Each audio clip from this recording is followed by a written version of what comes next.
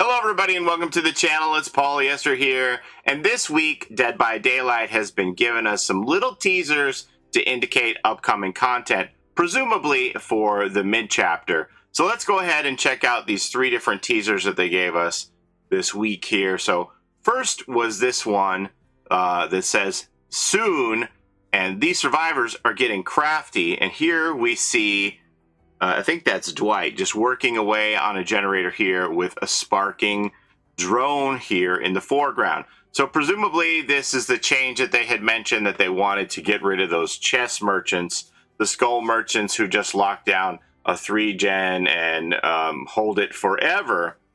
And if we click on the alt text here, it says, Dwight works on a generator while the skull merchant's drone hovers nearby sparking. So this is going to be presumably some way for survivors to disable a drone without getting the trap and still keeping the drone in its place so they can work on the generator without getting exposed. Yeah, there was a lot of comments about this. Do we get to throw rocks at the drones? Please, please, please. Don't let your dreams stay dreams. Diversion has always been right there. Leave her alone. 3-gen forever. And Dead by Daylight said, well, actually, the forever part is sort of why they're doing this, right?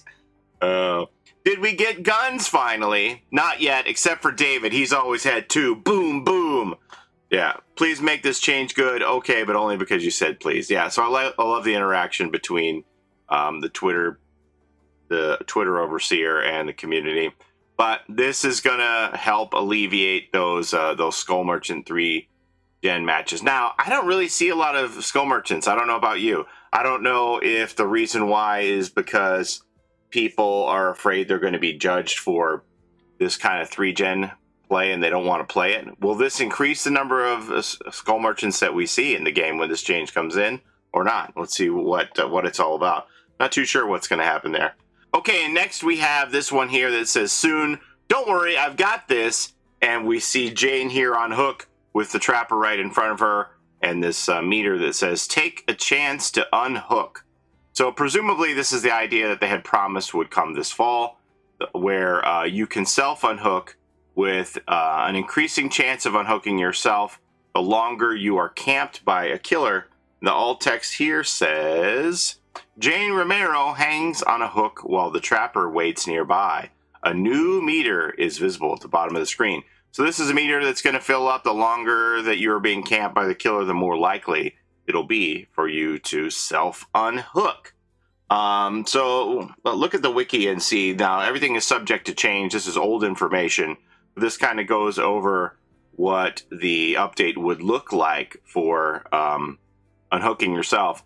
So this says, future update, change will be to implement a system that prevents a killer from staying in close proximity of a hook survivor for too long. Standing within a certain proximity of a hook survivor now causes a meter to build, allowing the hook survivor to free themselves should the meter be filled completely. Standing within 5 meters of a hook survivor rapidly builds this meter, allowing survivors to free themselves much faster. Standing further away than 16 meters from a hook survivor will not cause this meter to activate. Meter generation is reduced while in a certain proximity to a hook survivor for the number of other survivors within the proximity of a hook survivor. Survivors can now unhook themselves from the struggle phase should the killer stand within close proximity to the hook without the need of another survivor. Now, so this is struggle phase. That would be when you're on second hook state that you could unhook yourself with this meter. Survivors can only save themselves from the struggle phase under the circumstances of a killer being too close to the hook survivor. And survivors cannot save themselves in this way in any hook instance during the end game collapse, regardless of how close the killer is to the hook survivor. Now, this is just a rough framework. I don't know if this is exactly how it's going to work. Everything is subject to change, but this was the idea that we had been given them how this system would work when implemented. And, you know, it looks like they are ready to implement it in the mid-chapter, and we'll obviously test it in the PTB. And that may not be the final version, but this is a rough idea to give you an idea how this mechanic will work. Okay, and lastly, we have the third and final teaser here, which says, I'm lost. Does anyone have a map? And this is obviously the locale of the Knight's Realm, the Decimated Borgo, and the alt text on this one says, image of the Shattered Square map. The map appears slightly different than usual in various ways. So I'm not sure exactly what the changes are going to be. I can't really tell at a glance here, but I do think this is an incredibly large map, and scratch marks are very difficult to see. Perhaps they have toned down the red hue of this map, as well as made additional changes. I'm always amazed when I'm able to get a 4K as a killer on this map, and I always feel like this is like a free escape when I play as Survivor, because I think this is a tough map for killer.